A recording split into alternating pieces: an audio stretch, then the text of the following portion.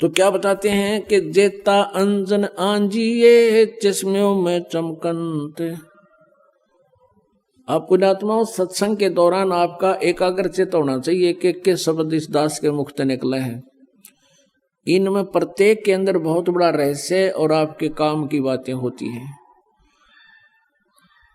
आप जी इधर उधर ध्यान नहीं रखे, क्योंकि 2 घंटे की क्या बात है, तो फिर 2 घंटे शाम होंगे, 4 घंटे, बाकी 20 घंटे बहुत कुछ होते इधर उधर की सोचने।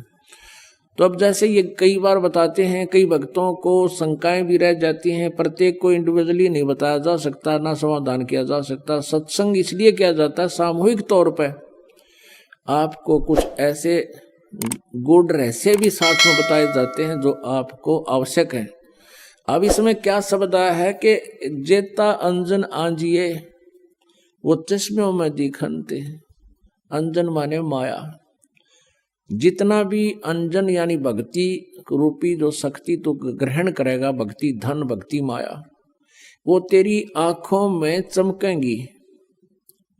आपकी आंखों के सामने जैसे हमने ये अंधेरे में भी दिखती हैं, और ऐसे बहुत से कुछ ऐसे अलग सी वस्तु दिखती है जो आप जी को भी दिख रही है। जिन्होंने नाम ले लिया 2-4 महीने, 6 महीने, साल, 2 साल हो गए जिनको, उनको ये प्रकट होना शुरू हो जाती है।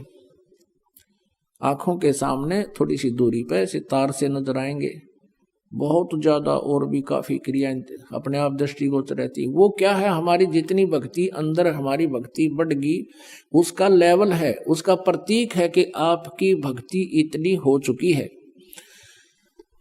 और एक भक्त, कई बार कुछ भक्त ऐसे मिले, वो कहने लगे जी मेरी आंखें खराब होगी, आंखें के आगे काला काला दिखे, तार से दिखे, और डॉक्टर को भी दिखा, डॉक्टर बोला ऑपरेशन करा ले। मैंने कहा भाई ये तार जो है, ये जो भी तुझे दिखाई दे रहा बेटा, तेरी भक्ति का प्रतीक है, और ये हमें भी दिखाई देते हैं। ये ना दिखे फिर भक्ति है नहीं तुम्हारी। ये देखने से नहीं अपने आप दिखेंगी, ऐसे आप ध्यान से देखोगे। आपको कई बार ऐसा लगा जैसे कोई मक्खी आ गई, खाना खाते समय भी ऐसे लग रहा है मक्खी या मच्छर आ गया, लेकिन वो हमारे परमात्मा अंदर से जो भक्ति का आगे प्रतीक, वो रिफ्लेक्शन बाहर आ रहा है। और ये सूक्ष्म शरीर ऐसा ही होता है, और ये भक्ति का प्रतीक भी उस नूर से ही हमारा ये लेवल बता रहा है।